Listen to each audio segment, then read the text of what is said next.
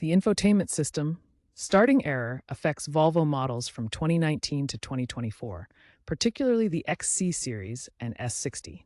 It causes the infotainment screen to freeze during startup, blocking access to navigation, audio, and connectivity features. This error stems from software glitches, corrupted cache data, or hardware faults in the system's components. Volvo addressed this with their 2024 software update version 3.2.1, which improved boot stability and reduced errors by 40%. They also issued a voluntary recall for certain 2023 models, offering free diagnostics. The issue persists mainly in older vehicles without updates. Basic fixes include rebooting the system, clearing the cache, and installing the latest software. First, perform a reboot.